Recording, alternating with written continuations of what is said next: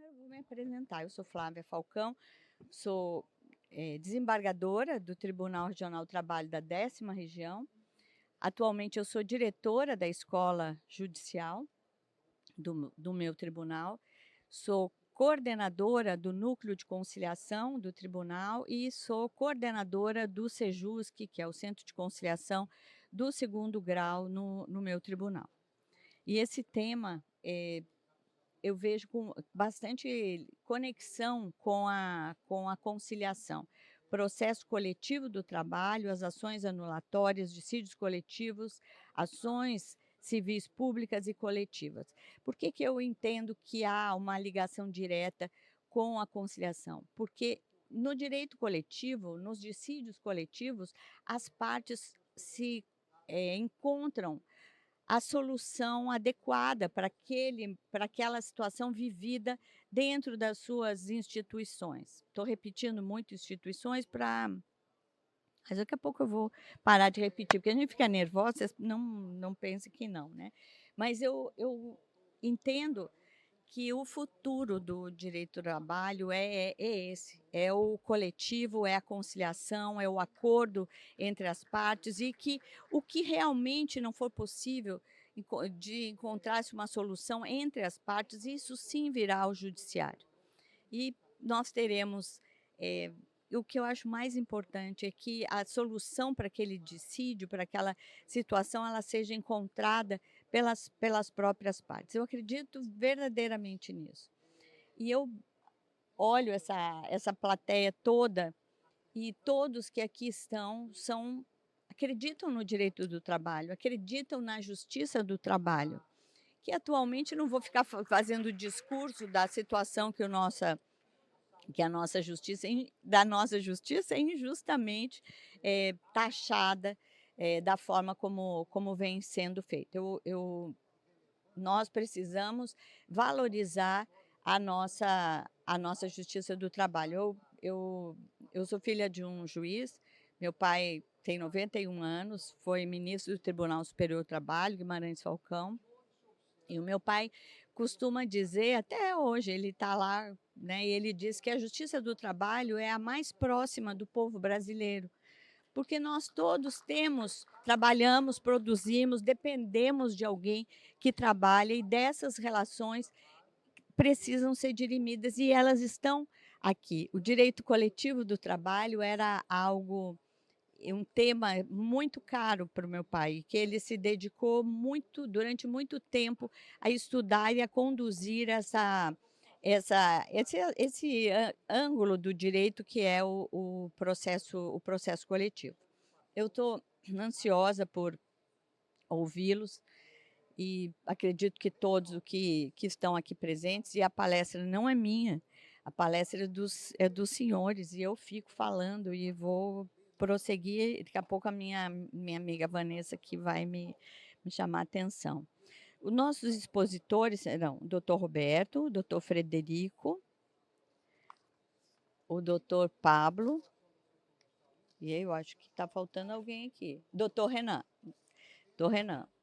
E para começar, sabe o que eu penso assim, então é o painel de 8h30 da manhã, meu colega dileto amigo, desembargador Alexandre Cunha. É a abertura desse evento. As palestras que estão aqui hoje pela manhã, elas vão dar a largada para o nosso encontro. Então, se nós tivermos painéis com temas interessantes, todos os outros painéis, durante o dia inteiro, eles vão atrair a atenção, porque todo mundo vai falar, diz: "Ó, foi excelente esse painel, você não pode perder". Então eu acho que é muita responsabilidade, falo isso para os nossos painelistas aqui, é muita responsabilidade nossa fazer com que esta base agora, às 8h30 da manhã, seja a base para todo o congresso que irá até sábado.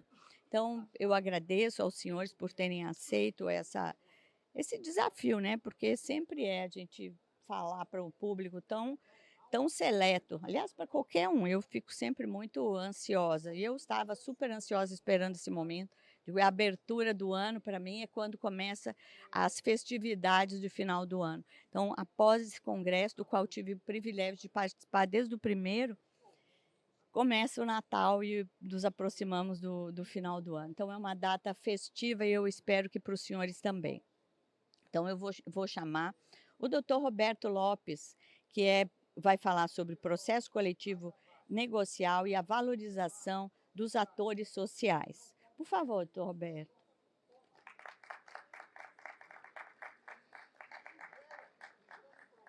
A gente vai fazer igual em programa de televisão, como se a gente não tivesse cumprimentado antes. Bom dia, como vai? Bom dia. O doutor Roberto é advogado, especialista da Confederação Nacional do Comércio de Bens, Serviços e Turismo, pós-graduado em Responsabilidade Civil e em Direito e Processo do Trabalho pela Cândido Mendes. É membro suplente do Conselho Curador do FGTS. Por favor, o senhor vai falar daqui. Então, antes que eu continue falando, o senhor, por gentileza, nos brinde com a sua fala. Muito obrigado.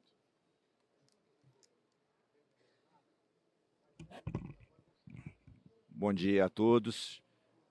Bom dia, desembargadora Flávia. É um prazer estar aqui mais uma vez nesse congresso, participando desse grandioso evento. Cumprimento também os organizadores na pessoa do ministro Douglas, a quem agradeço o convite pela Confederação Nacional do Comércio de Bens, Serviços e Turismo, da qual faço parte como advogado da diretoria jurídica e sindical.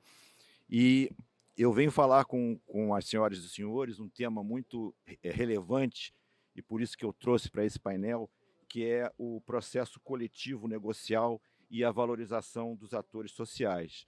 E por que esse tema? Porque, muito embora o processo negocial, coletivo negocial, ele se diferencie das ações coletivas, porque são arranjos social-políticos entre os atores sociais, que são as categorias econômicas e sociais, econômica e profissional, exatamente para regular as relações de trabalho. Nas ações civis públicas, essa decisão ela é jurisdicional e acaba atendendo a uma determinada coletividade. E a negociação coletiva também atende a uma certa coletividade, se assim podemos falar, que é exatamente as diversas categorias econômicas e profissionais dos diversos setores da economia nacional que fazem a concertação política no sentido de estabelecer normas específicas para reger as relações de trabalho. E dentro desse contexto, se faz necessário valorizar o trabalho desses atores sociais no sentido de permitir que eles possam, foi falado isso na abertura ontem em alguns discursos, estabelecer dentro das suas realidades socioeconômicas aquelas normas que melhor atenderão os seus interesses. Antes da reforma trabalhista, é preciso deixar ressaltado isso, havia um engessamento do processo negocial, porque não havia o princípio do negociado sob legislado, que foi incluído na CLT com a reforma trabalhista no artigo 611-A, e os sindicatos basicamente negociavam as cláusulas econômicas com reajustes salariais, os índices eram estabelecidos, poucas cláusulas sociais eram repetição do que já estava na lei, na CLT e na legislação esparsa, não havia uma amplitude de negociação, e quando se negociava alguma coisa fora desse contexto, invariavelmente o Ministério Público do Trabalho ingressava com ações anulatórias, e essas cláusulas eram anuladas pela Justiça do Trabalho por conta da questão dos direitos indisponíveis e da inexistência dessa viabilidade de se negociar acima da lei. Então, isso fez uma acomodação das categorias econômicas e sociais que passaram a negociar o óbvio, podemos dizer assim, o que já estava na lei, não havendo muitos avanços, eram bastante tímidos. Com a reforma trabalhista, e isso, inclusive, houve também uma certa zona de conforto, porque os sindicatos eles recebiam a contribuição sindical obrigatória, que era uma fonte principal de receita, e a contribuição assistencial não era muito, não tinha um protagonismo tão alto, porque como os sindicatos já recebiam a contribuição sindical, que era compulsória, isso colocava uma zona de conforto nas entidades para negociar. A partir do momento que a reforma trabalhista alterou a natureza jurídica da contribuição sindical, que era de tributo, porque era compulsória, passando a ser facultativa, o que aconteceu? Essa receita caiu, obviamente, e os sindicatos passaram a ter que se reinventar. Eu sempre falo que a reforma trabalhista, ela, no seu bojo, trouxe uma reforma sindical às avessas, porque os sindicatos precisaram se reinventar com esse novo cenário, em que a negociação coletiva foi alçada a um dos principais instrumentos de pacificação das relações de trabalho, com o princípio do negociado sobre legislado. Então, porque uma coisa é a entidade sindical, ela quando tem registro no Ministério do Trabalho e Emprego, ela tem a representatividade, tem a representação legal da categoria econômica das empresas ou profissional dos trabalhadores. Mas uma coisa é ter representatividade. A representatividade é exatamente a ação efetiva dos sindicatos na defesa dos interesses das categorias que representa. Com a reforma trabalhista e com a valorização da negociação coletiva, esses atores sociais, os sindicatos, precisaram se reinventar e precisaram efetivamente saber com mais acuidade os anseios das categorias, o que eles desejavam, quais eram os seus gargalos, e negociar, até porque precisaram de uma nova fonte de receita, que foi a contribuição assistencial. E isso acabou desaguando no STF, em que o STF definiu que a contribuição assistencial pode ser cobrada de todos os integrantes das categorias, desde que garantido o direito de oposição. Então, vejam como houve uma transformação do processo negocial. E aí, dentro desse contexto, é que nós achamos importante que os atores sociais sejam devidamente valorizados, exatamente porque a autonomia coletiva da vontade ela foi alçada a um princípio elementar para normatizar as relações de trabalho por intermédio da negociação coletiva, a diminuição do poder estatal nas relações de trabalho, permitindo que os atores sociais, lógico, observando os princípios da razoabilidade, observando os direitos indisponíveis, que até o Supremo validou o princípio do negociado sobre o legislado, desde que garantidos os direitos indisponíveis, os sindicatos passaram a ter os limites para negociar, que estão lá também no artigo 611b, que, em sua grande maioria, repetem incisos que estão no artigo 7º da Constituição.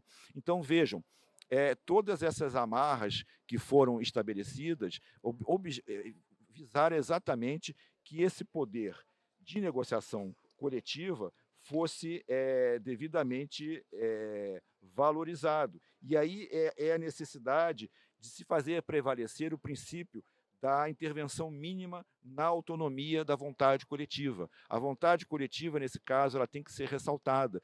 E o Poder Judiciário, como um todo, o Poder Judiciário trabalhista, ao analisar as convenções coletivas que, porventura, sejam discutidas no âmbito do processo judicial, ele deve ter em mente essa necessidade. E isso vem acontecendo, porque eu colecionei inúmeras decisões do TST em que vem validando cláusulas em convenções coletivas, aplicando o princípio do negociado sobre o legislado em diversos temas.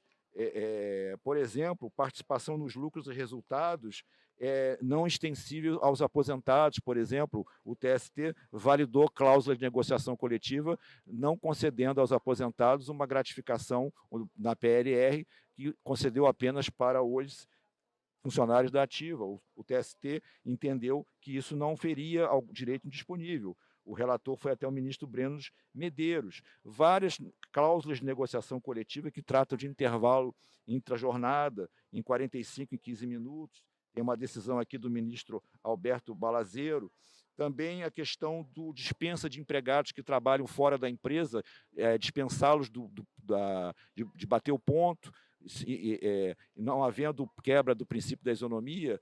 Esse foi um acordo, inclusive, da ministra Morgana de Almeida Richa, da 5ª turma. Então, vejam, a Justiça do Trabalho, o TST, ele vem tendo essa percepção da necessidade de valorizar os atores sociais dentro da negociação coletiva, porque é através dela que o comércio que eu represento, ele é muito fragmentado. O comércio de bens, serviços e turismo, ele não se fixa apenas no comércio varejista, nas lojas de shopping, nas lojas de conveniência. Nós representamos o setor de segurança, representamos os contadores, representamos o setor de turismo. Há uma diversidade muito grande, diferentes anseios de categorias distintas dentro do quadro do artigo 577 da CLT, que tem lá os planos sindicais das diversas confederações. E nada mais salutar do que a negociação coletiva fazer essa concertação entre esses atores sociais. E eu gostaria de terminar essa minha palestra falando exatamente do que o ministro Maurício Godinho Delgado, eu peço vênia para ler no seu livro. Ele fez uma afirmativa que eu acho perfeita e que demonstra essa mudança de visão do judiciário sobre o princípio do negociado sobre o legislado. Diz ele no seu livro, A Reforma Trabalhista no Brasil, Comentários à Lei 13.467 de 2017. A reforma buscou, aspas, revalorar o espaço da negociação coletiva, conferindo-lhe amplitude e legitimidade para tratar de matérias antes reservada ao legislador estatal. Isso é muito claro pelo seguinte: o direito nem sempre acompanha a realidade da vida. Isso é muito comum, nós estamos vivenciando isso com essa revolução digital, da inteligência artificial, dos instrumentos digitais, e nada mais salutar do que não se aguardar um processo legislativo, que é muito complexo e demora muito, e para que os atores sociais tenham segurança jurídica nas suas relações contratuais, nada mais salutar do que você utilizar a negociação coletiva e o princípio do negociado sobre o legislado para regulamentar situações que estão fora do âmbito legislativo. Às vezes isso prejudica até mesmo o judiciário, porque o judiciário, às vezes, tem que decidir questões que não foram contempladas pelo legislador, fazendo, por assim dizer, malabarismos jurídicos, aplicando princípios constitucionais, tentando se amoldar uma situação que não está normatizada em uma espécie de orientação jurídica para as partes. Então, quando você utiliza a negociação coletiva como uma alternativa viável, legal, constitucional, porque a Constituição reconhece a validade dos acordos e das convenções coletivas de trabalho, isso facilita que os atores sociais possam normatizar essas questões. Então, a minha fala aqui foi mais no sentido de colocar para a reflexão das senhoras e dos senhores a necessidade de que nossas entidades sindicais sejam cada vez mais valorizadas, que nós ouçamos os seus interesses e anseios, que se dê mais ênfase e procure-se sempre validar, lógico, desde que não contrariem os princípios fundamentais e constitucionais, aquilo que eles decidiram nas assembleias, nas negociações, porque, como foi dito aqui pelos representantes dos trabalhadores ontem, só pelo princípio da realidade, pelo princípio do que os trabalhadores, junto com os empregadores, conhecem os seus gargalos, as suas necessidades, e nada melhor do que deixar para eles exatamente formalizarem e regulamentarem questões que às vezes estão omissas na legislação. Então, doutora Flávia, basicamente, eu quis trazer aqui para a reflexão de todos essa revolução que a reforma trabalhista fez na organização sindical. Os sindicatos brasileiros, eles têm uma força muito grande, principalmente os sindicatos laborais, com as centrais sindicais, é um movimento histórico de força, né? O Brasil se diferencia de alguns países, porque nós temos a organização sindical laboral e patronal. Isso não é muito comum em outros países, e às vezes o judiciário esquece essa diferença, e como foi no caso da contribuição assistencial, que se falou apenas da questão dos trabalhadores, mas o empregador também fixa a contribuição assistencial na convenção coletiva, e isso mas para uma interpretação principiológica, já que na Constituição, no artigo 8º, nós temos o sistema confederativo da organização sindical, que é dividido, como eu já falei, em patronal e laboral, nós temos que aplicar a regra para ambos os lados, porque aí estaríamos ferindo também o princípio da isonomia, porque fazem parte dessa organização.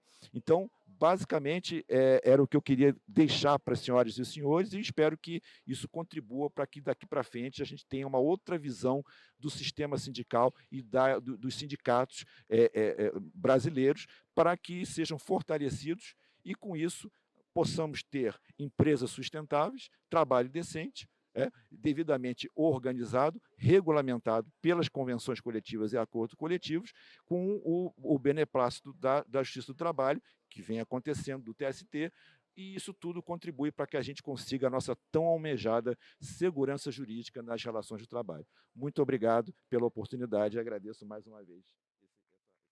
Obrigado.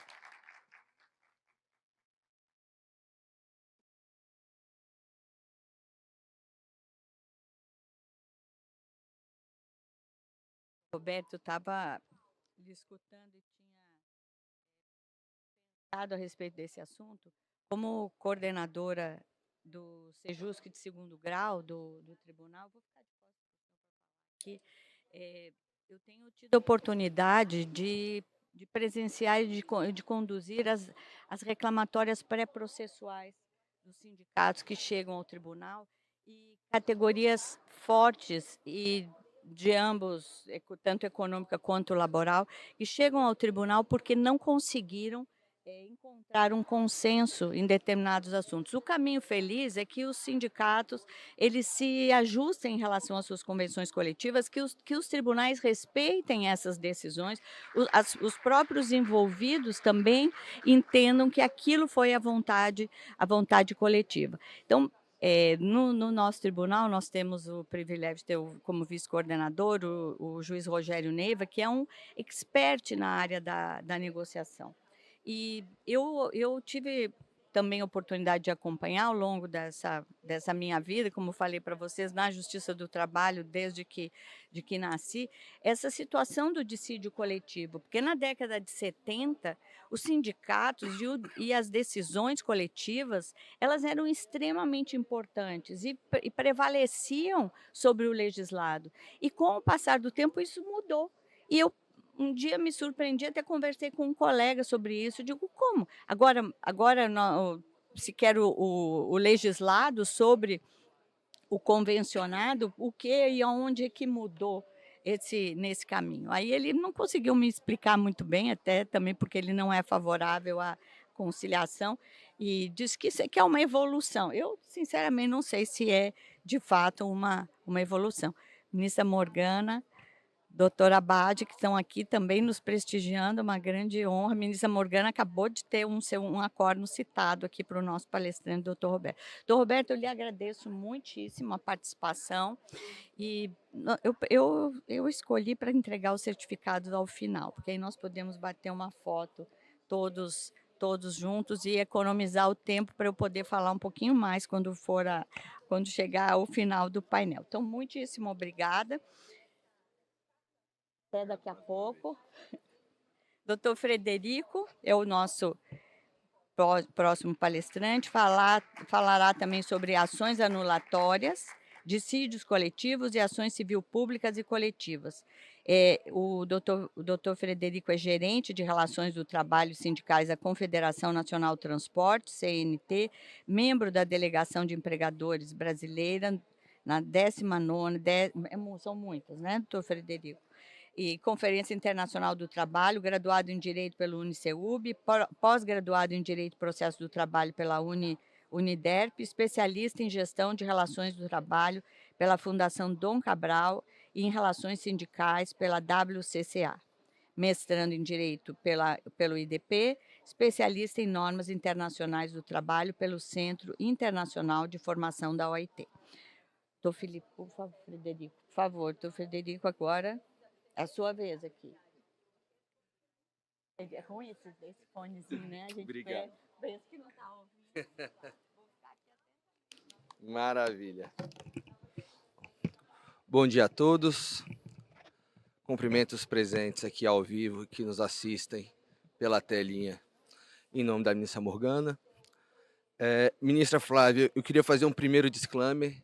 Você foi o meu primeiro contato com o direito do trabalho. Eu ainda, garoto, tive o privilégio de estudar com a Manu, e meu primeiro contato, portanto, com o direito do trabalho foi por meio da senhora, então fico lisonjeado de estar aqui hoje, sendo presidido por você. Aqui, achei. Bom, o assunto que eu vim falar um pouquinho hoje são ações de danos morais em ações anulatórias. Esse assunto ele poderia nem ser dito, porque se a gente observar a jurisprudência do TST sobre isso, há já na SDC pelo menos há uma década, uma jurisprudência consolidada dizendo que não é possível fazer uma ação anulatória com um pedido de danos morais, uma vez que ela tem natureza constitutiva negativa, então não é possível culminar os dois institutos. Mas por que eu resolvi, então, se há uma jurisprudência pacífica, trazer o assunto à baila? E aí, Roberto, eu agradeço muito a sua palestra e também ao presidente Valdir Pestana sobre a fala de ontem, porque eu acho que ela deságua, são belas introduções sobre a reflexão que eu quero aqui trazer, né?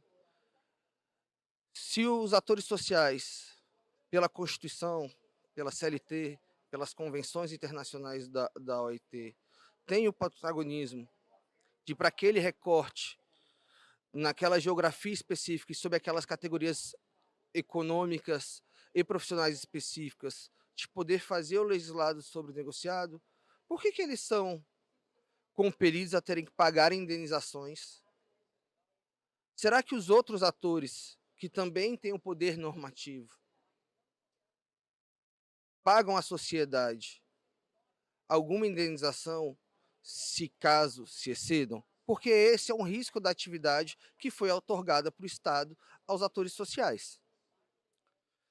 E primeiro questionamento que eu deixo para os senhores: se a gente tem uma jurisprudência há quase uma década consolidada da SDC, dizendo que não compete os dois pedidos numa mesma ação, por que será que o Ministério Público ainda propõe ações anulatórias com danos morais? Será desconhecimento ou será estratégia?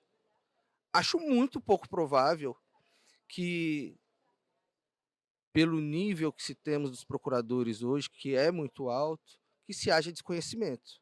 Me parece muito claro ser uma questão estratégica. E o que estaria por detrás de se fazer um pedido que se sabe que não é possível, né? É sobre isso que eu quero falar com os senhores aqui um pouquinho. Bom, e para que não digam que isso não acontece mais, eu trouxe uma ação que foi promovida pelo Ministério Público do Trabalho contra o Sindicato dos Trabalhadores de Transporte e das Empresas de Transporte de Duque de Caxias, do Rio de Janeiro. E não sei se está fácil aqui de leitura para todos, mas dentre os pedidos está o pedido de indenização anulatória da cláusula e o pedido de indenização de R$1 milhão para os sindicatos representantes do segmento econômico e R$0,5 milhão para o profissional. E a ação foi protocolada, como vocês podem observar, em agosto desse ano. Pois bem, para a gente poder descortinar um pouco essa história, eu trago aqui um pouquinho da competência. Então, o direito do trabalho, todo mundo sabe que a competência é exclusiva da União, artigo 22, inciso 1º da nossa Carta Magna. A CLT traz isso. O Ministério do Trabalho, dentro do artigo 87, inciso 2º, e também ali para a parte de saúde e segurança do trabalho, tem essa delegação de fazer o afunilamento ali do direito administrativo do trabalho, como defende o professor Sérgio Pinto Martins na sua obra, e ele traz normas de caráter prescritivos executórios, né? E nós temos também, Roberto colocou muito bem aqui, a reforma protagonizou os atores sociais para efetuar essa autonomia normativa, mas ela já existe há muito tempo, até porque a gente internalizou dentro do nosso ordenamento jurídico a Convenção 98 e 154, que dispõe sobre isso, e temos também, dentro da nossa Constituição, ali no inciso 26, a possibilidade de fazer a negociação via instrumento coletivo, inclusive de direitos que são muito caros para os trabalhadores, a exemplo da redução salarial, né? Então, a gente tem a negociação coletiva natureza híbrida, porque ela é um contrato que traz normas. O tema 1046 tenta trazer luz, e aí, Frederico, tem muita dificuldade com o conceito abstrato que o Supremo criou, porque há muita diferença interpretativa, seja pelos magistrados na Justiça do Trabalho, seja pela própria doutrina sobre aquilo que é absolutamente indisponível, então que pode ser negociado. E eu gosto muito dessa tradução do Francisco Canelucci, que diz que o contrato coletivo é um contrato híbrido que tem corpo de contrato, mas alma de lei. E é justamente esse o espírito de se fazer um instrumento coletivo do trabalho. Bom, aqui eu trago só para exemplificar que está na Convenção 98, então não é algo tupiniquim, né? O direito objetivo de regular das convenções coletivas por meio das convenções, os termos e condições de trabalho. E a parte de condições do trabalho ela é muito importante para esse lynch case específico que fala de condições do trabalho, porque são sobre os temas que foram julgados inconstitucionais da DI 5322, e também a Convenção 54, que fala sobre fixar condições de trabalho e emprego. Pois bem, o processo legislativo, ali a gente falando um pouquinho do artigo 22 da Constituição Federal, ele tem inúmeras fases de um processo bicameral, mas tem duas fases que eu gostaria de deixar evidente. A primeira é a CCJ, que acontece tanto na Câmara dos Deputados quanto no Senado, em que analistas do Congresso verificam se essa lei ela é constitucional, justamente para que diminua a possibilidade de nascer uma lei que seja questionada no Supremo e ela tenha amanhã seus efeitos questionados. E ainda assim você tem ao presidente da República o direito de veto por dois motivos: pela falta de interesse social ou pela inconstitucionalidade. Então, observe, dentro do processo legislativo, você tem pelo menos 3 etapas em que se analisa a constitucionalidade da norma antes dela vigir. Bom, dentro do Ministério do Trabalho, você não tem esse formalismo do Congresso Nacional, mas você ali, por causa da Lei de Liberdade Econômica, você tem que passar por algumas etapas, que é a delimitação do tema, fazer consulta pública, escutar as propostas, fazer propostas, diálogo social entre as maiores confederações patronais e as centrais sindicais, por causa da chancela da Convenção 44 do OIT, para ir para a mesa do ministro e ele fazer a assinatura. Mas antes disso, ele sempre escuta o controle jurídico ali por meio da Advocacia Geral da União. Todo ministério tem a sua conjur e o Ministério do Trabalho, em especial, tem esse papel preponderante ali de observar se as normas, de fato, estão em consonância com o nosso ordenamento jurídico. Bom, e a negociação coletiva? Ela também tem esse passo? Da negociação que eu conheço, a gente recebe proposta dos trabalhadores, faz a avaliação das propostas, desenvolve os compromissos, fecha o acordo e aqueles que querem, mas é a grande maioria, protocola no sistema mediador. Não é obrigatório, mas é uma forma de dar publicidade e do próprio Ministério do Trabalho observar se esse normativo que foi criado está em consonância com a legislação. Só que a hora que a pessoa está fazendo a negociação coletiva, hoje a gente tem um trabalho muito mais complexo. Ele não é mais essa relação poder público, empresa e trabalhador, né? Hoje a gente dialoga com os sindicatos, com os trabalhadores, tem muita interferência interna, então principalmente cidade interior. Às vezes o que um padre ou um pastor vai falar pesa mais do que você está falando no chão de fábrica, né? A internet também é um meio de comunicação hoje muito rápida. A gente tem uma interferência muito grande do Ministério Público do Trabalho. O Ministério do Trabalho ele nos auxilia quando há uma certa dificuldade, a gente pode fazer a composição por meio dele. Então a gente tem um cenário extremamente complexo, desembargadora Flávia, de fazer a negociação. E acho que a fala do Roberto aqui foi importante, que em 2017 a gente fez um avanço, que foi acabar com a contribuição compulsória. Só que esse avanço fez com que houvesse diminuição de receita e houvesse cortes. E dentro desses cortes, muitas vezes, acabou se alijando o jurídico, que era justamente as pessoas que faziam a análise normativa dessas cláusulas. Então a gente tem, de fato, uma consequência hoje de uma análise nem sempre tão assertiva sobre essas cláusulas. E é sim legítimo que haja o questionamento dentro da Justiça do Trabalho sobre ação anulatória quando isso passar. Bom, quando a gente vai falar de um questionamento de uma lei, a gente está falando de uma ação direta de inconstitucionalidade ou de constitucionalidade, que é um controle abstrato, com efeito erga omnes, uma natureza extremamente objetiva do processo. Ou, quando a gente vai falar, por exemplo, de uma portaria do Ministério do Trabalho, a gente está falando de uma ADPF, que são a proteção dos direitos fundamentais. Por subsidiariedade, ele também não tem nenhum dispêndio econômico. As próprias ações anulatórias de atos do Ministério do Trabalho, a exemplo do que aconteceu no TRF1, sobre a portaria 1565, que falava sobre o anexo 5 da NR16, do anexo dos motociclistas, porque o Ministério do Trabalho não tinha, naquela época, autorização para dispor sobre o tema, ela tem uma natureza constitutiva negativa. Então, o que a gente observa é que em qualquer instância, ou em qualquer protocolo de ação com relação a ações que o Estado questione o próprio Estado sobre a legislação que foi feita, não se há punição pecunitária. A punição ela é simplesmente desfazer a norma jurídica que foi criada. Bom, quando a gente está falando do controle de normas coletivas, a gente tem as ações anulatórias, seja pelo Ministério Público do Trabalho, seja pelos sindicatos. Você pode ter as ações individuais também, a questão de dissídio aqui que a doutora Flávia falou. E a CLT na reforma trouxe uma questão muito importante, que também consta em votos da ministra Morgana, que é a questão da intervenção mínima, né, do artigo 8º do parágrafo 3º. Ela, ministra Peduzzi, ministro Sérgio, sempre fazem questão de falar que a Justiça do Trabalho tem que ter um olhar, mas um olhar sobre a perspectiva da intervenção mínima e respeito aos atores sociais. E a gente tem uma jurisprudência que fala que não cabe dano moral. E aí eu fui fazer uma pesquisa, eu falei, será que o Ministério Público está propondo esse tipo de ação porque a Justiça de primeiro grau e os TRTs não têm cumprido a jurisprudência do TST? Mas, para minha surpresa, sim, a jurisprudência tem sido criada e tem sido respeitada nas 3 instâncias da Justiça do Trabalho. E aí a gente vê uma tentativa, então, de desproporção sancionatória por meio do Ministério Público do Trabalho. Se eu tiro a hipótese de que não há o desconhecimento, se eu tiro a hipótese que não há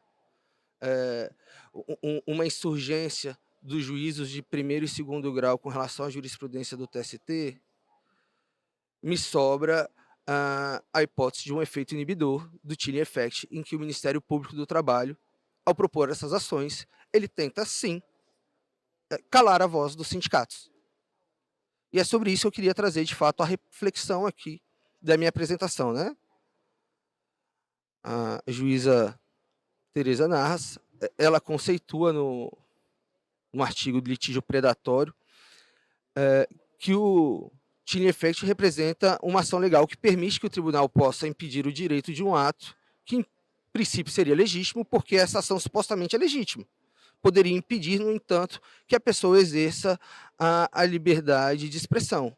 Se a gente sair da pessoa como pessoa física e ampliar o conceito de pessoa, a gente observa que é justamente o conceito dela o que tem acontecido nessas ações anulatórias com pedido de danos morais. No caso concreto, a gente viu um pedido de Duque de Caxias de 1,5 milhão de indenizações, inclusive em desrespeito ao que o Supremo já falou na lavra do voto do ministro Gilmar Mendes, em que ações de negociações coletivas você tem que dar paridade aos atores sociais. Então não existe motivo para você ter um pedido de indenização maior para um sindicato econômico do que para um sindicato laboral. E o que ela quer, na verdade, é que o sindicato não negocie aquilo que ela entende. E por isso, ela, como forma de coação, coloca, ao meu ver, os pedidos indenizatórios. E foi o que aconteceu nesse caso. Os sindicatos, com receio de fazerem todas as outras atividades que são obrigatórias, preferiram retirar a cláusula da convenção coletiva,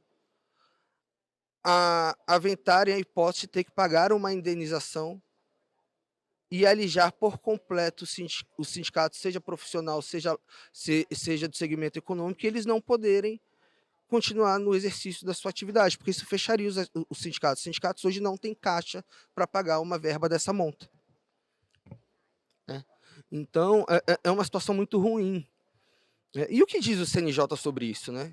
Porque, assim, sendo muito honesto, pedir para o rato denunciar o gato não me parece um cenário muito adequado.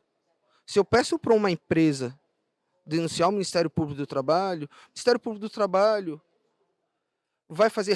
pode fazer tantas investigações dessa empresa, e aqui eu não estou falando do poder pecunitário sobre aquilo que se encontrar errado, tá, Flávia?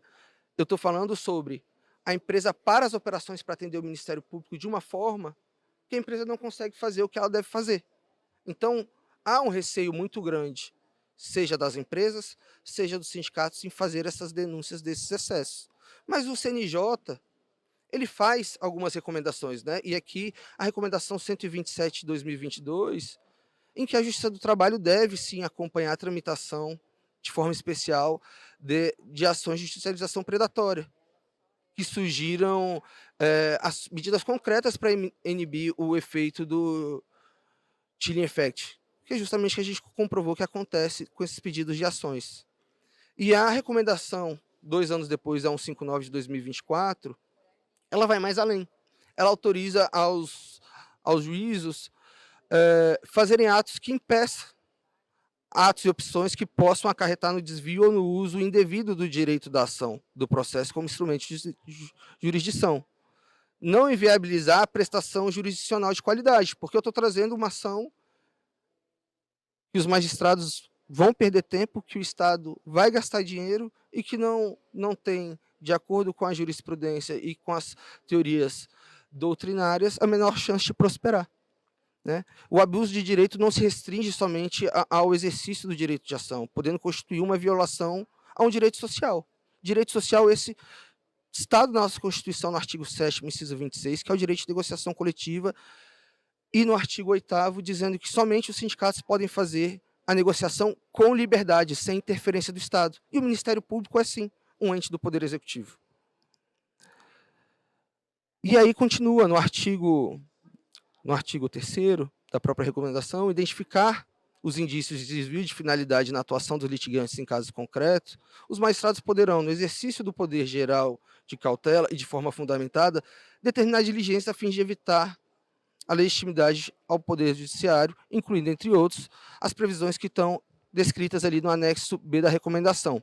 E aí, quando a gente vai, o anexo B ele traz e ele deixa muito claro que é uma lista exemplificativa, senhores.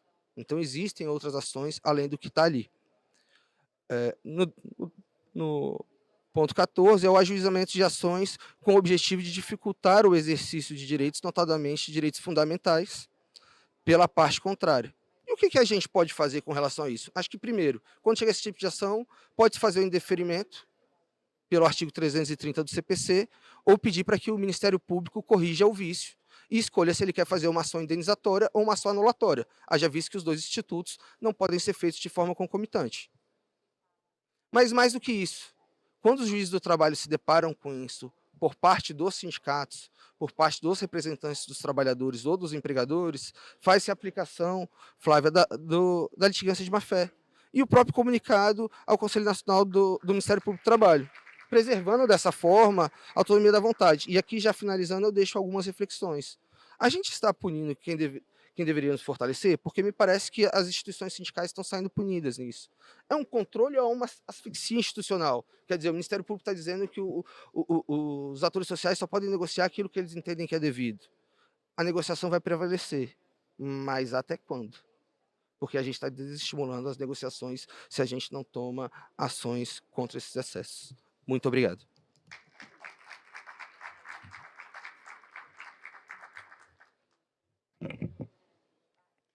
Frederico, eu sou oriunda do Ministério Público. Eu era subprocuradora-geral da República e fui ocupar a vaga no meu tribunal como a vaga do 5º Constitucional.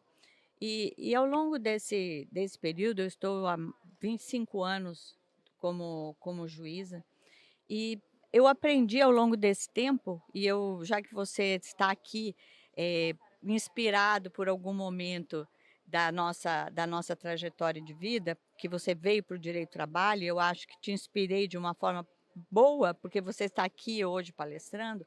O que eu tenho a te dizer, como mais uma orientação para você refletir, há coisas, durante muito tempo eu fiquei tentando entender algumas coisas. E eu me desgastava muito. Eu quero entender por que que isto acontece, eu quero entender por que que esse juiz pensa assim, por que que esse ministro faz tal coisa. E eu cheguei à conclusão que eu nunca vou entender. Eu nunca vou entender, porque a cabeça dele é diferente da minha. E nós não vamos conseguir nos entender jamais, nem eles vão saber o porquê que eu penso dessa forma. Então esses questionamentos que você trouxe, eu não saberia, eu não sei te responder, porque eu não sei nem se eu quero, porque eu não vou conseguir, eu não vou conseguir.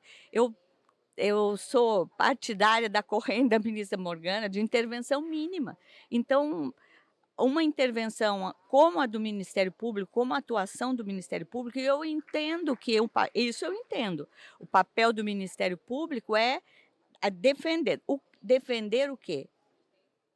O bem comum, que é da compreensão deles, do entendimento do Ministério Público. Então, assim, eu acho interessante essa reflexão, te digo, não queira entender algumas coisas, continue agindo do jeito que você entende que é a forma correta, porque é como você entendendo e levando essa tua posição, é que você vai conseguir modificar algumas situações que a princípio estão solidificadas. E o direito, o entendimento, a cabeça das pessoas, ela muda ao longo do tempo. Então essa minha vida de 47 anos na Justiça do Trabalho me faz ver que há uma mudança. Eu espero que sempre essa mudança seja positiva. Te parabenizo pela fala, por esse questionamento em relação a essa postura do Ministério Público. Eu gostaria que até pudesse ter o Ministério Público aqui para fazer tentar fazer com que você entenda alguma coisa. Então, te agradeço, parabéns pela fala, teus filhos aqui prestigiando, espero que eles estejam influenciados pelo direito do trabalho, por essa paixão que todos nós temos pela justiça do trabalho.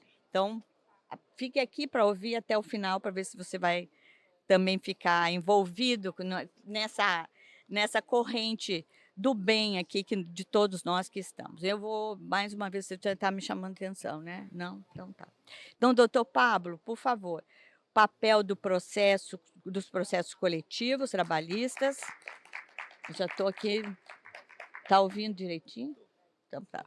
O papel do processo coletivo trabalhista na conformação de novos modelos regulatórios frente à transformação digital das relações de trabalho. Transformação digital é interessante. Então, o doutor Pablo é advogado, especialista em direito tributário pela PUC de Goiás, em audiência judicial execução civil pela Faculdade Facenda, palestrante da Escola Superior da Advocacia de Goiás. É tanta coisa, o pessoal é tão capacitado que está aqui, parabéns, hein? Assessor jurídico de entidades sindicais, dentre elas Federação dos Trabalhadores na Indústria e Agroindústria, nos estados de Goiás, Tocantins, é nossa jurisdição, Goiás, Tocantins, Distrito Federal, e conselheiro da Associação Goiana da Advocacia Trabalhista. Doutor Pablo, por favor.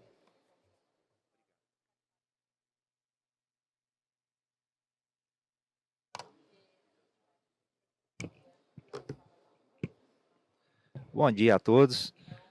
Bom, agradeço a oportunidade de estar aqui podendo expressar essas breves palavras, né, esses breve conhecimento que nós temos na área de negociação coletiva.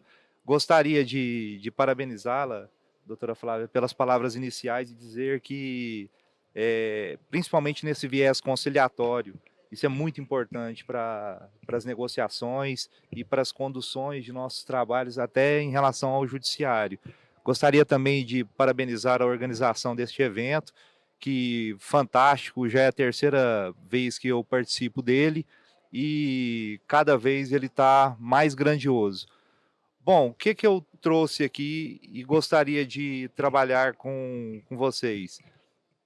A gente hoje, é inegável que enfrentamos evoluções tecnológicas dentro das relações laborais. E o que eu trago como problema que isso vem acarretando para essas relações? Nós, hoje, todo mundo entende isso e tem essa clara concepção de que as evoluções tecnológicas, elas caminham em passos largos, e é muito rápido. E a legislação nossa, ela, infelizmente, não consegue acompanhar essas evoluções. Então, o que eu trago aqui para vocês são estudos nossos e caminhos que entendemos necessários e úteis para poder acompanhar essa evolução.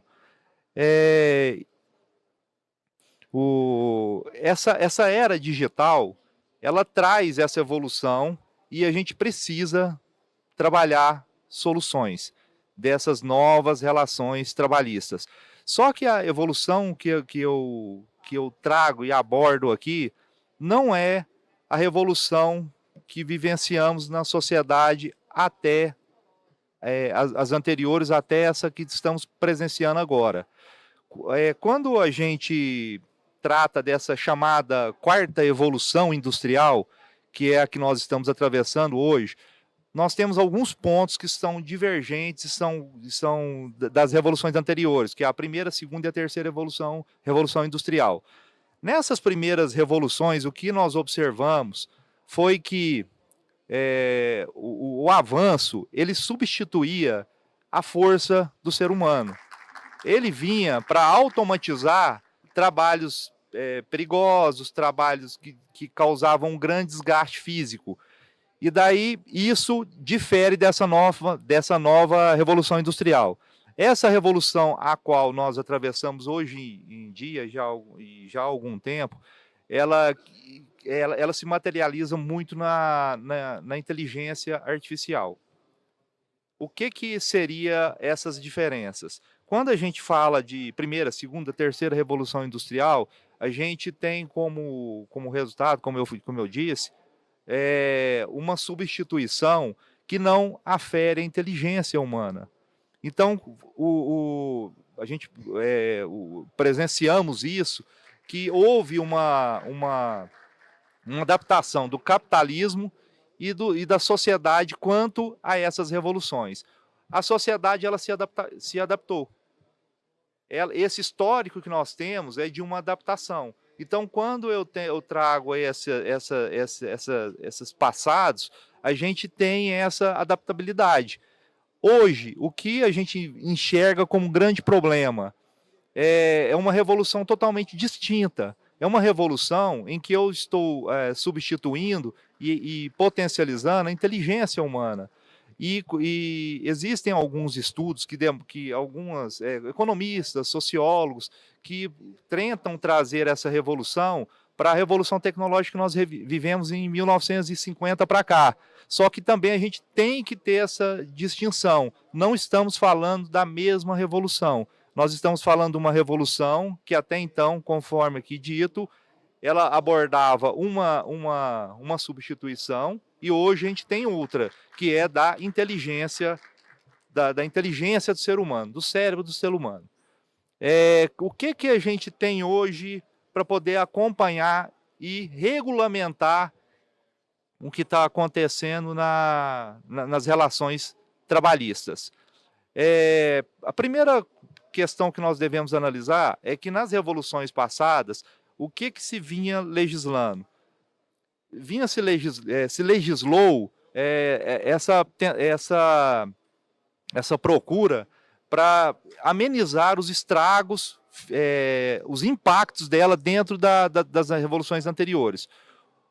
Hoje, isso não é mais possível, acompanhar isso com as nossas revoluções atuais. O que a gente propõe aqui como solução imediata para isso? A gente tem, como traz o próprio painel, algumas soluções jurídicas que podem ser usadas para que nós possamos tratar essas evoluções. Primeiro, eu queria abordar aqui com você essas desumanizações que trazem a algoritmização. A inteligência artificial hoje no ambiente laboral, o que ela produz e o que ela traz como resultados negativos? Primeiro, essa questão das demissões algorítmicas. A gente viu isso agora num caso do Itaú, que fez ele fez uma análise via inteligência artificial e provocou algumas demissões, sem a participação que a gente chama do due process, que é a participação do ser humano. Ou seja, a máquina ela é orientada para isso, ela faz essas análises sobre o desempenho, sobre a produtividade, e em cima disso ela fez as demissões. Esse é um problema que ocorre hoje com a inteligência artificial. Discriminação. A gente tem um caso também, salvo engano, do Mercado Livre. Foi ele mesmo. Eles fizeram uma contratação, então como que foi feito? Eles estavam fazendo. A inteligência artificial ela fazia um estudo de capacitação e de resultado das pessoas dentro da empresa. É óbvio que o homem ele produz mais nesse ambiente de trabalho, que é de entrega, que é um trabalho físico, então ele tem um resultado maior para a empresa. O que a inteligência artificial fez sem o monitoramento humano, sem a percepção humana? Condicionou as contratações ao viés do homem. Então você cria aí discriminações, você acaba excluindo desse mercado de trabalho uma parcela da sociedade por questões de análise prévia realizada pela inteligência artificial. Assédio ao algoritmo, que é o quê? Esse monitoramento exacerbado em cima do trabalhador. Hoje você tem o problema das plataformas digitais, em que os trabalhadores são monitorados 24 horas por dia. Hoje, tudo que ele produz, ele é feito essa análise junto com a plataforma passa a demanda para ele, a plataforma orienta qual o momento que ele tem que fazer as suas entregas. A gente está falando aqui de essas plataformas são Uber, iFood, 99. Então essas plataformas são pré-estabelecidas para potencializar, óbvio, a produção e o resultado financeiro, e acaba deixando de lado a questão as questões sociais que envolvem os trabalhadores. Por quê? Ela está condicionada a isso. E em cima disso também ocorre essa opacidade dessa algoritmização, que é o que a gente chama de caixa preta. Hoje, um trabalhador ele é avaliado, quando condicionado à inteligência artificial, ele não tem conhecimento de por que ele está recebendo essas avaliações, quais são os critérios, por que ele está sendo demitido, por que ele não foi promovido, por que ele foi ou não contratado. Ele não consegue fazer essa leitura e ter essa fundamentação para poder conduzir sua vida profissional. E a inteligência artificial, a gente entende que é óbvio que o judiciário e os legisladores, eles vão, e tem que ser assim, analisar as vantagens e desvantagens dessa implicação na economia. Eu trouxe aqui várias vantagens que a gente tem e desvantagens. Vantagens para serem objetos de ponderação, aumento de produtividade, automação de atividades de risco, enfim. A gente temos essas vantagens também da inteligência artificial. No entanto, é necessária a nossa percepção também enquanto às desvantagens, como essas que eu já havia citado. O que a gente propõe aqui como solução para que ocorra o acompanhamento dessas evoluções? E o acompanhamento que eu digo assim, em relação à normatização. A gente precisa normatizar essa evolução. A primeira coisa, eu entendo que existe hoje, na mão do judiciário, um microsistema onde a gente pode operar. Partindo de onde? Da negociação coletiva, que é onde todos aqui já abordaram nos painéis, nas palestras anteriores. É essencial a gente ter hoje uma negociação coletiva efetiva. E efetiva, eu digo, com capacidade de fiscalização, regulamentação e punição. A gente precisa disso. Isso já vem ocorrendo muito, essa normatização da inteligência artificial, eu queria focar nela, na Europa, nos Estados Unidos, eu trouxe até alguns exemplos aqui foi um acordo feito pela NBA com a CBA, que é o sindicato deles lá, que hoje é normal, assim, quem pratica atividade de alta competitividade, ter aqueles sistemas integrados ao corpo. O pessoal usa uma jaqueta, uma coisa que monitora todo o desempenho atlético dele. Isso estava sendo usado para fazer negociações com relação a contratos. O pessoal da NBA fazia esse estudo, sabia ali, em relação a dados, quem eram os mais habilitados, e usava esses dados para poder fazer uma negociação. O que foi feito um acordo entre eles? Isso não é mais possível. E mais, o sindicato ele acompanha esses monitoramentos, indica pessoas para poder acompanhar isso, pessoas técnicas, para poder dar opiniões e acompanhar esses monitoramentos. A GM também teve um acordo coletivo com a GM, com o sindicato da categoria, em que demissões, todas as decisões administrativas, empresariais que afetam os trabalhadores têm a participação do sindicato e não podem ser feitas unicamente por inteligência artificial. Tem que ter a participação humana.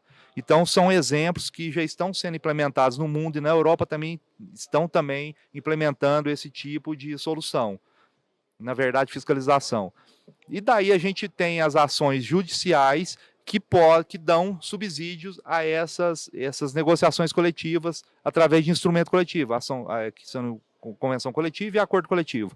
A gente tem a ação civil pública, que a gente entende como necessária para que ocorra um poder fiscalizatório para a execução dessas legislações negociadas e as que estão vigentes, como a Lei de Proteção de Dados, que já está vigente, no entanto, ela não aborda os casos específicos. A gente pegaria a convenção, a negociação coletiva e faria essa negociação especificamente para os setores, e a gente teria a ação civil pública para poder fazer a regulamentação em cima da execução dessas normas.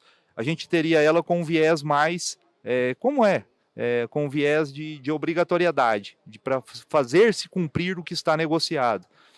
Temos também a ação coletiva, que é um viés muito usado pelos sindicatos, que no caso de descumprimento de normas, há o ingresso para que, nesses direitos individuais homogêneos, você abrange toda a categoria e acaba tendo um vislumbre mais em relação à questão financeira. Você pede, nessas ações, a gente sempre faz os pedidos de execução e compensação pelo que não foi cumprido. Temos também a ação anulatória extremamente importante, com o objetivo fiscalizatório desses instrumentos coletivos, porque a partir da questão do negociado sobre o legislado, hoje o sindicato ele tem um poder muito grande, e eu digo sindicato patronal e laboral, e há que se ter uma fiscalização quanto a isso. A fiscalização do que? Se ocorrem algumas normas que elas são implementadas, que estão ferindo direitos indisponíveis, direitos dos trabalhadores, direitos empresariais. Então, há que haver essa negociação, e existe esse caminho, através da ação anulatória. A ação anulatória, a gente teve agora uma decisão recente da quebra que era um problema muito grave que a gente tinha no dissídio coletivo, desculpa. O dissídio coletivo, a gente tinha um problema muito grande em relação à dupla que foi só um minuto. O IRDC, o TST, ele tem, através do IRDC, eu trouxe até o número aí para vocês poderem consultar agora, em novembro. Esse comum acordo, antigamente, até hoje, né, o requisito para o dissídio coletivo é um comum acordo. Quando o TST derrubou esse requisito para que ele não seja indisponível em relação a quê? Ao trabalhar, o que acontece muito na prática. durante uma negociação coletiva, você tinha a omissão, geralmente, da classe patronal. Eles se abstinham de fazer essa negociação e você ficava emperrado e não poderia exercer esse direito de negociar. Hoje, o TST disse que principalmente o patronal, se ele não participa, se ele não quer participar da negociação, isso fere as convenções 94, 154 e a boa-fé objetiva da OIT. Então, fere também a boa-fé objetiva. E isso está sendo quebrado e o Poder Judiciário está dando movimento ao dissídio coletivo se há essa negativa de negociação. Eu trouxe também aqui várias cláusulas que a gente já busca implementar nas negociações coletivas para combater esse avanço indiscriminado da inteligência artificial. Direito de veto, que é o sindicato poder participar de implementação ou não. Direito à explicação, que é quebrar essa caixa preta, que é a empresa, quando vai implementar esse acordo coletivo, inteligência artificial, ela tem que explicar quais são os motivos. Direito à desconexão algorítmica, que é aquele lapso entre trabalhar ou não, a gente precisa ter essas limitações, direitos às liberdades civis também dentro das plataformas, a gente tem que garantir isso. A pessoa às vezes faz alguma manifestação, a plataforma barra, se tiver respaldo constitucional, a gente precisa garantir isso também. Enfim, são outras cláusulas aí que eu deixo aí, estão todos nos artigos, são exemplos práticos do que a gente está implementando. O que a gente tem que ter como mensagem aqui, como reflexão? Qual sociedade que nós queremos? A evolução tecnológica, ela não vai parar. É óbvio que não vai parar. Só que qual a sociedade que nós queremos? É uma sociedade social? É uma sociedade econômica?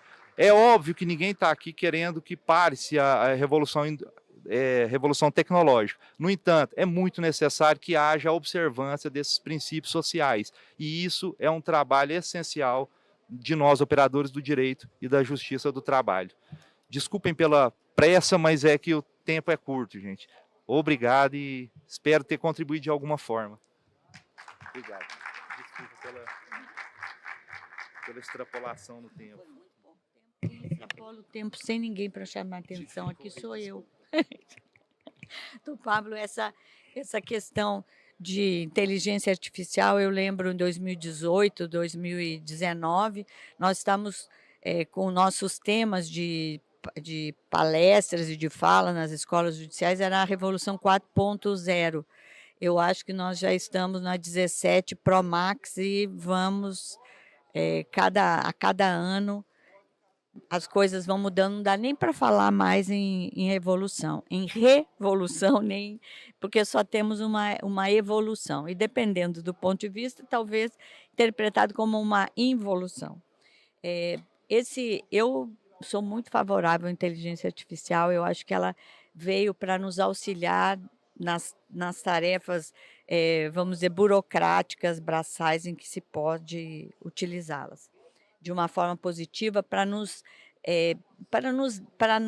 como eu digo, nós todos cuidarmos de coisas mais importantes, onde a intervenção humana, de fato, precisa acontecer.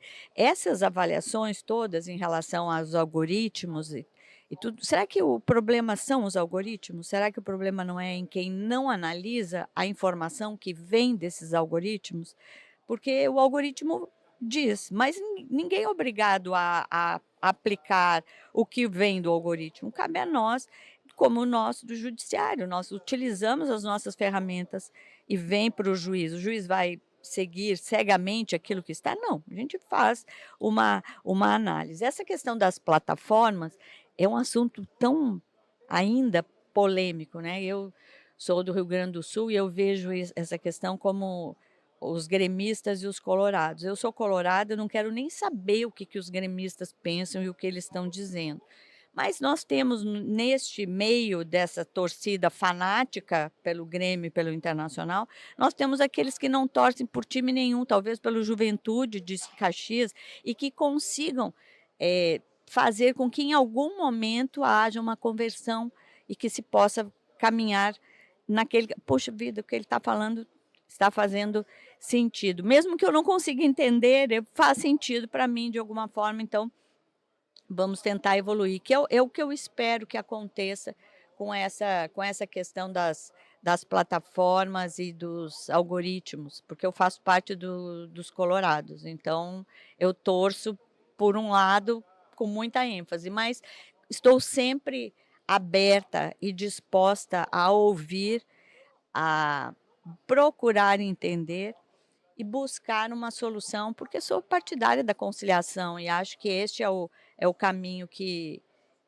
é o mais produtivo, vamos dizer assim, né? Eu acho que essa é a palavra correta.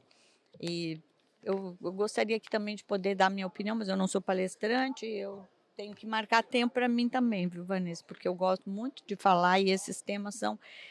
Por isso eu digo, eu não sei quais são o que os outros palestrantes estão falando, mas o que nós estamos falando aqui é muito importante. E na minha opinião, o futuro. O futuro já é o presente da justiça do trabalho. Eu acho que nós precisaríamos nos concentrar mais nessas questões coletivas. Renan Tamay? Renan Tamay, por favor. O tema é elementos para uma teoria do ativismo judicial coparticipativo, colaborativo. Aí, estou falando aqui, colaborativo e diagonal entre a jurisdição e a ficção. Eu sou colorada, eu falei para vocês, né? Não pensem, eu sou colorada. Não posso me enganar aqui nisso, né? Pós-doutor em Direito pela Universidade de Lisboa, doutor em Direito pela Universidade de Salamanca, da PUC do Rio Grande do Sul. Aí, você é gremista? Aí, tá vendo? Ai, que coisa boa, gremista, eu sou colorada, nós estamos bem aqui. Pela PUC de Minas, especialista em Direito pela URGS, professor titular dos programas de graduação e pós-graduação, doutorado, mestrado e especialização, professor titular e coordenador de cursos do Instituto ITER e advogado, árbitro, consultor jurídico, parecerista e administrador judicial. Vamos lá, gremista. Ainda bem que aqui nós estamos do mesmo lado.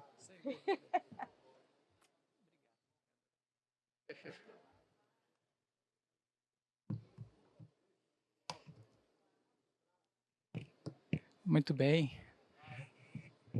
A todos um bom dia. Eu queria, antes de tudo, agradecer a Deus a oportunidade de mais uma vez estar aqui, neste magnífico evento. Também queria agradecer ao ministro Douglas, ao queridíssimo Zilmar, ao Max, por essa gestão incrível deste evento. Trata-se de um evento absolutamente particular. Já participei de vários eventos, mas com essa magnitude, realmente são pouquíssimos, ou este é o único, na verdade, que até hoje, nesta formatação incrível, pude ver. Então, minha saudação aos gestores desse magnífico evento. A desembargadora Flávia, colorada, né? Eu, muito embora não seja gaúcho, sou filho de gaúchos, de General Câmara, vivi em Guaíba por um certo tempo, do outro lado do rio, depois vivi em Porto Alegre, estudei lá por 10 anos, o Rio Grande do Sul me deu praticamente tudo de bom que eu tenho, inclusive a minha esposa. Então, eu posso dizer que sou gaúcho. Sou realmente feliz. O Rio Grande do Sul me deu praticamente tudo de bom que tenho na vida. Então, esse diálogo que pretendo fazer com os amigos aqui, ele é exatamente um diálogo que parte desta conversa. O consenso é muito melhor do que as armas. O consenso é muito mais satisfatório do que a disputa e a força de uma única voz e de uma única caneta. Nasce, então, aquilo que chamo aqui de ativismo judicial colaborativo. Não estou falando do ativismo judicial que os outros falam por aí. É um novo ativismo. Não é o ativismo de um só e também não é o ativismo de alguém que se acovarda e não faz o que deve fazer. É algo absolutamente diferente. Enfim, não sou, desembargadora e amigos, um atuante militante da Justiça do Trabalho. Eu sou um processualista, mas sou fã da Justiça do Trabalho. E, muito interessantemente, nós, processualistas, bebemos com frequência do que se produz na Justiça do Trabalho. E talvez por isso nós estejamos evoluindo a cada dia um pouco mais, porque a Justiça do Trabalho tem muito a nos ensinar. E o que eu venho pregando aqui, inclusive fruto deste livro, que foi a tese do meu terceiro doutorado, Ativismo Judicial Colaborativo, que é esta conversa que teremos hoje, ela é preocupada com algo diferente. Vamos lá. Assim como na Justiça do Trabalho, também na Justiça Comum, as omissões são absolutamente graves e inaceitáveis. Nascem aqui debates altamente importantes. No Brasil, infelizmente, diferentemente da Alemanha, do Japão, onde não existe ativismo judicial, no Japão, nós temos omissões que são constitucionalmente inaceitáveis. Saúde, educação, estrutura, infraestrutura, saneamento, ambiente e a proteção dos direitos dos trabalhadores em geral. Há uma série de omissões do legislador, por vezes, que não são por ele resolvidas. Há uma série de omissões do próprio gestor público, que por vezes também não são resolvidas. E são contra essas omissões que aquilo que chamo eu aqui de ativismo judicial moderado, que é o que defendo, pode e deve ser implementado. Exatamente em face da ausência do fazer e do prestar em políticas públicas necessárias, distinguindo aqui aquilo que se chama de política de Estado, que é aquilo que penso que o ativismo judicial tem espaço de atuação, para reservar e proteger esta política de Estado contra as políticas de governo, que são escolhas daquele que gere, que por vezes gere mal, infelizmente, e não implementa aquilo que a Constituição determina, por várias razões. Esse é o primeiro pano de fundo por trás desse debate. Certamente, o ativismo judicial. Então, o que é este tal ativismo judicial? Eu já chegarei lá. Mas antes de falar do tal ativismo judicial, eu quero enfrentar desde logo aquilo que restringe, supostamente, a implementação desse ativismo no nosso país e até fora daqui. Entenda o amigo e a amiga, assim como eu também entendi, depois de certo tempo, que o ativismo judicial, infelizmente, é um tema de países subdesenvolvidos. Não existe ativismo judicial em país desenvolvido, porque lá a omissão inconstitucional, inaceitável, não se dá no executivo, não se dá no legislativo e não chega ao judiciário. Portanto, infelizmente, esses são temas de países como o nosso, países de carências, países de faltas. Nesse contexto, de verdade, a separação dos poderes é o primeiro bloco de implementação do tal ativismo. Então não se pode realizar o ativismo judicial porque nós temos a separação de poderes. E a separação de poderes não permite ao judiciário legislar e não permite ao judiciário administrar. É verdade? É verdade? Este tema do ativismo judicial não é um tema do judiciário. Não deveria ser um tema do judiciário. Mas, infelizmente, se tornou um tema do judiciário. E o judiciário hoje é, em decorrência das omissões inconstitucionais inaceitáveis, aquele último que implementa com base no pedido, e essa é uma das definições que eu dou ao ativismo judicial que vejo eu aqui, com base no pedido e nos limites do pedido. Jamais extrapolando aquilo que está pedido e aquilo que então pode ser implementado com uma série de rápidas observações que eu vou apresentar aqui. A meu juízo, assim como já vem o Supremo Tribunal Federal há tempos dizendo, a separação de poderes ela cede quando a omissão inconstitucional inaceitável está posta e o cidadão, com base no acesso à justiça, chega às portas do Ministério Público e diz: não é possível mais viver como nós estamos vivendo, em uma comunidade sem saneamento básico, em uma comunidade sem educação, em uma comunidade sem saúde.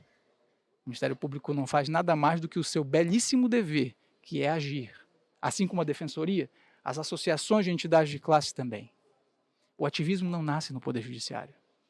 A meu juízo, o ativismo nasce com a sociedade, que pede. O Judiciário não faz aquilo que quer, faz aquilo que lhe é pedido, se entende, por meio de decisão fundamentada e nos limites do pedido, que realmente é caso de atuação, e naqueles limites. Portanto, acho eu que nós estamos aqui em uma cláusula de excepcionalidade, sim, e do afastamento da separação de poderes. O próprio Supremo diz isso já há certo tempo e eu vou, em algum momento, apresentar-lhes. Segunda cláusula de bloqueio para a atuação do ativismo judicial seria o controle do mérito administrativo. Já não sou mais um rapaz de 18 anos. Não sou. Já não acredito nos velhos dogmas. O controle do mérito administrativo realmente não é, por ser tema de conveniência e oportunidade, um tema de judiciário. Claro que não. Mas ele já era, quando ausente ou carente à legalidade, tema enfrentado no judiciário, sim. E agora mais ainda, quando, em face dessas omissões inconstitucionais, o judiciário é convidado a participar desta dança, controle judicial de políticas públicas, ou melhor dizendo, participação do judiciário na implementação de políticas públicas omissas e inaceitáveis. É nesta dança que acredito eu que o judiciário, sim, muito bem se coloca e muito bem atua, e nada faz mais do que não violar o controle do mérito administrativo, mas sim implementar a própria Constituição Federal. Um exemplo disso está no tema 698 do Supremo Tribunal Federal, que apresenta exatamente justificativas para essa ocorrência. Chegamos então para tentar entender o que é o tal ativismo. Há várias correntes, contrárias, favoráveis, médias, sobre o que é o ativismo judicial. Não temos tempo para enfrentá-las, são várias as correntes. Eu vou aqui então, nesses 9 minutos que faltam, tentar desenhar aquilo que basicamente eu tento construir neste novo ativismo judicial. E o conceito que nós utilizamos nesse livro aqui, foi fruto de longa pesquisa, eu estudo Poder Judiciário há 14 anos já, no programa de mestrado e doutorado, onde eu sou professor há 12 para 13 anos já. Eu enfrento isso desde o meu primeiro dia lá. A professora Ada Pellegrini Grinover, que foi uma das pessoas que me recebeu em São Paulo, embora seja um quase gaúcho, né, de volta a São Paulo, me provocou com este tema e de lá para cá eu me apropriei daquilo que a professora Ada vinha construindo e juntamente com ela tentei implementar algumas reflexões, e aqui está uma delas. Pois bem, o que nós defendemos aqui ser o ativismo judicial, uma atuação efetiva e firme do Poder Judiciário, limitado ao pedido que lhe é feito, com base em fundamentação indispensável e necessária, sempre que se busca implementar e garantir os direitos humanos fundamentais, respeitando sempre, e é esta a base desse livro, o diálogo institucional, antes de uma decisão que realmente modifique um cenário nacional. O que eu estou dizendo aqui nesse livro é o que tento defender há um certo tempo já, exatamente esta ideia do acordo, da colaboração, que aqui na Justiça do Trabalho vocês vivem tão bem, fazem muito melhor do que nós em outras justiças. Vou dar o seguinte exemplo, olha que interessante, união homoafetiva. Antes do Supremo decidir a respeito da união homoafetiva, ele poderia, por exemplo, intimar o legislador para que o legislador legislasse a respeito. Ele poderia. Depois disso, poderia, e fez, no caso da união homoafetiva, ouvir entidades de associação de classe. Entidades religiosas, entidades ligadas à estrutura da saúde, entidades LGBTQI+, ouvir de todos as contribuições necessárias, que no caso da união homoafetiva ocorreu, e depois disso, antes de decidir, ver se é possível entrar em um consenso coletivo para que naquela hipótese o legislador viesse a legislar realmente sobre essa excepcionalidade que já se vivia neste país, como em outros tantos, mas que a norma até então aparentemente não permitia. Infelizmente o legislador não fez, talvez porque não seja conveniente, por opção de voto, por antipatia social de determinadas classes, e tudo bem, isso é parte do jogo, isso é parte do jogo político, mas isso é ruim para a sociedade. Há pessoas que dedicavam a sua vida ao outro por uma escolha de amor, de afeto que só a eles importa. Infelizmente, o legislador nada faz. A pedido específico, o Supremo então resolve legislar. Sim, não é passivamente, é ativamente, sobre o caso da união homoafetiva. Segundo exemplo, que também é extraordinário e podia ter sido resolvido de outra forma, Raposa Serra do Sol. Raposa Serra do Sol também é um caso de omissão legislativa grave sobre a demarcação de terras indígenas dos povos originários que fundaram este país, o nosso país. Alijados, esquecidos. Se o legislador tivesse feito o que devia, não precisaria o Supremo emitir lá, tempos atrás, o que nós chamamos de sentenças normativas, que são sentenças que realmente criam a norma do caso concreto e com a eficácia lá erga omnes e o efeito vinculante, realmente atingem a todos como se fosse a própria norma, a lei produzida pelo legislador. Mas isso não foi feito. Novamente, há pedido. Novamente, instituições chegam ao Supremo Tribunal Federal Como chegam à Justiça do Trabalho. E o Judiciário, como não é Pilatos, que bom, responde sim, não, talvez, ao que está lá sendo pedido. E no caso de Raposa Serra do Sol, o Supremo cria um rol de quase 20 itens para que haja demarcação de terras indígenas. Ancestralidade, territorialidade, temporalidade e assim vai. Terceiro e último exemplo para seguir aqui para o final da reflexão. Aborto de anencéfalos. Outra omissão absolutamente inaceitável do legislador. Não é possível que uma mãe que não pode ter o seu filho ainda seja apenada com o risco do cárcere depois de não ter o seu filho. E essa omissão gravíssima o legislador também não sanou. O legislador se esquivou de saná-la. Chegam pedidos ao Supremo Tribunal Federal novamente para resolver este problema. E o Supremo resolve. A meu juízo, muito bem. Mas qual seria a grande diferença de tudo isso para o que nós estamos defendendo aqui? Neste exemplo do aborto de anencéfalos, o que seria, lendo a ideia desta tese que nós trazemos a público já há certo tempo? O Supremo, por exemplo, antes, doutora Flávia, de decidir sobre o aborto de anencéfalo, ele poderia intimar o legislador. Legislador, o dever de normar é seu. E com essa notificação, dar um prazo ao legislador para que responda. Será legislado algo a respeito? Se o legislador disser, farei a legislação, suspende o curso da ADI, por exemplo, da ADC ou da ADPF, ou do que seja, aguarda-se a norma. E se a norma vier, a ADI perde objeto. Causa de perda superveniente de objeto. O legislador não fez nada no prazo que ele próprio definiu que faria. Desculpe, Supremo, TST, quem quer que seja, está mais do que absolutamente autorizado a agir com prudência e nos limites do pedido. Sempre desta forma. Este não é um ativismo de um só. Não é ativismo de uma caneta e de uma reflexão só. É um ativismo de diálogo, de consenso, se possível. Porque também poderia ser que o legislador dissesse, farei a norma. Façamos juntos a norma. Dialoguemos a respeito dela. Fantástico. Se constrói algo democrático, seguro e plural. E não individual. Nos meus últimos 3 minutos, eu quero então rapidamente passar a uma série de correntes, não vou gastar a energia dos senhores e das senhoras com isso.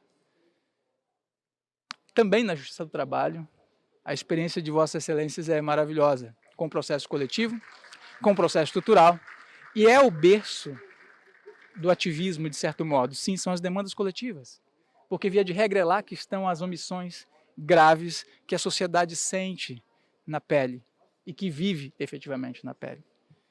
E este processo estrutural ele é um dos grandes berços para a implementação do ativismo. Chegamos então aqui ao final das 2 últimas reflexões que quero fazer nesses 2 minutos. O tema 698 do Supremo, que eu havia já rapidamente citado antes, ele inaugura algo que é espetacular, pelo menos a meu juízo. Primeiro porque no item 1 do tema 698, ele simplesmente diz que temas ligados a políticas públicas, portanto políticas de Estado, não de governo, não de escolha daquele quem governa, mas da Constituição Federal, que é o que realmente nos importa, são casos que autorizam a atuação do Poder Judiciário e que não violam a separação de poderes. Exatamente naquela linha que vinha eu aqui já, de certo modo, defendendo. E no segundo item vem algo que é extraordinário. Diz que a decisão judicial, como regra, em lugar de determinar medidas pontuais, deve apontar as finalidades a serem alcançadas e determinar à administração pública que apresente um plano ou meios adequados para alcançar o resultado. E isso se faz com diálogo. É a administração pública dialogando com o judiciário, dialogando com o Ministério Público, com a Defensoria, com as entidades que participam daquele litígio estrutural. Isto não é um litígio individual, isto é algo particularmente diferente. É aqui que o ativismo, sim, pode ser com sabedoria empregado, não é em todo e qualquer lugar. E não é um ativismo de força, é diferente disso. Então, nesta sede, chego eu aos 2 últimos slides. Quais são os limites para esse ativismo? Ou para essa judicialização, ou para esse controle? O ministro Barroso, à época, já trazia uma série de elementos de limites. A via que está sendo utilizada é adequada? Se ela for, ótimo. Vamos à segunda limitação. Ela é necessária? Se a resposta for não, não posso controlar. Não posso participar deste controle enquanto judiciário. Mas se ela for necessária, a terceira hipótese, ela é proporcional? Se sim, ela não representa excessividade? Se eu respondo positivamente a estas 4 perguntas, diz o ministro Barroso, e concordo plenamente com ele, estou autorizado a, de novo, com base nos pedidos, no limite dos pedidos e com prudência, agir. Por fim, chego eu então aqui ao foco central da conversa. O que seria então este tal ativismo colaborativo, coparticipativo e dialogal? Seria um ativismo que pressupõe para a sua validade, jamais decisão unipessoal. Decisão plural. Segundo passo, a consulta às entidades que participam do processo, quer o Ministério Público, a sociedade, aqueles que estão envolvidos no comando decisório. Se o legislador, ao legislador. Se o administrador, ao administrador. E antes de decidir, tentar a composição, para que saia deste diálogo um comando coletivo, plural, absolutamente democrático. Não foi possível? Então, como consequência final, o judiciário faz aquilo que entende no caso concreto ou no caso plural, efetivamente fazer. Portanto, são absolutamente estruturas que não entendem como razoável um ativismo de um só, sem sentido, razoabilidade e prudência. Finalizo dizendo, amigos, que o ativismo prudente, cuidadoso, dialogado e limitado ao que pedido foi, talvez seja um caminho razoável. Não sei se vamos chegar lá, mas acho que a Justiça do Trabalho já faz isso, de certo modo, muito melhor do que nós que estamos lá. Muito obrigado a todos.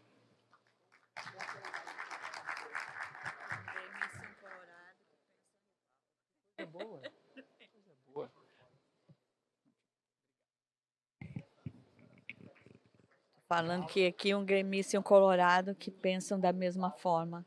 E esse é o caminho, como tenho insistido aqui, e que bom que nos encontramos para podermos discutir esse assunto.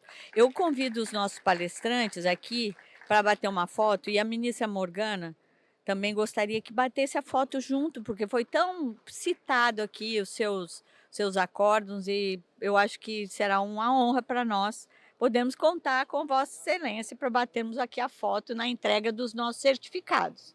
Então, por favor,